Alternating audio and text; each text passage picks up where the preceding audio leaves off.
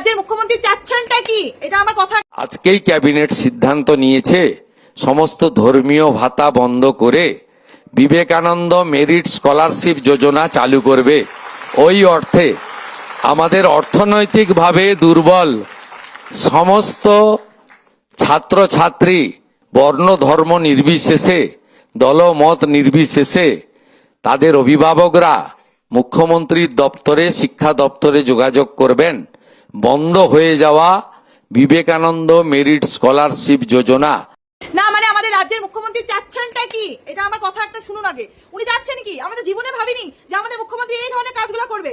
হ্যাঁ, এটা তো আমাদের কাছে স্বপ্ন, স্বপ্ন, এটা আমাদের কাছে স্বপ্ন যে আমাদের মুখ্যমন্ত্রী সেই নায়ক সিনেমায় হিরো অনিল কাপুরের মতন চুটকি বাজার কাজগুলো করে দিচ্ছে। ভাই এটা ভাবা যায়? হ্যাঁ, মানে আমরা তো এতদিন ওই যে মমতা রাজ্যে থেকে এসেছি, তো মমতা তো এগুলো করতো না। মমতা তো সব মানে অশিক্ষিত করে রাখতো, ভাতা দিয়ে রাখতো, তো এই জন্য এইসব হচ্ছিল। তার মধ্যে এত উজ্জ্বল কিছু দেখতে পেয়ে না সত্যি খুব ভালো লাগছে। কোটি কোটি নতমস্তকে প্রণাম আপনাকে, আমাদের মুখ্যমন্ত্রী শুভেন্দু অধিকারীকে, যে আপনার মতন হিরো, রিয়েল হিরো আপনাকেই বলে যে এইভাবে কাজগুলো আপনি করে দিচ্ছেন। সত্যি খুব ভালো লাগছে। এবার মমতা বন্দ্যোপাধ্যায়, মূর্খ মমতা বন্দ্যোপাধ্যায় বলবো, আপনি সত্যি মূর্খ ছিলেন। এই জন্য রাজ্যটাকে মূর্খ করে তৈরি করে রেখেছিলেন, এই জন্য রাজ্যটাকে মূর্খ তৈরি করে রেখেছিলেন ভাতা দিয়ে। ভাতা, সেই যে ভাতা নামে প্রকল্প থেকে যে আমরা মুক্তি পেয়েছি, সত্যি সত্যি আমাদের খুব ভালো লাগছে।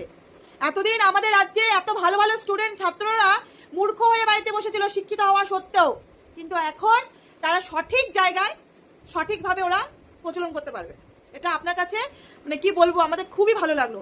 এই যে উনি যে স্কলারশিপটা শুরু করলেন না, কত কত স্টুডেন্ট আছে যারা এই স্কলারশিপে পড়ে নিজের ভবিষ্যৎ উজ্জ্বল করতে পারবে।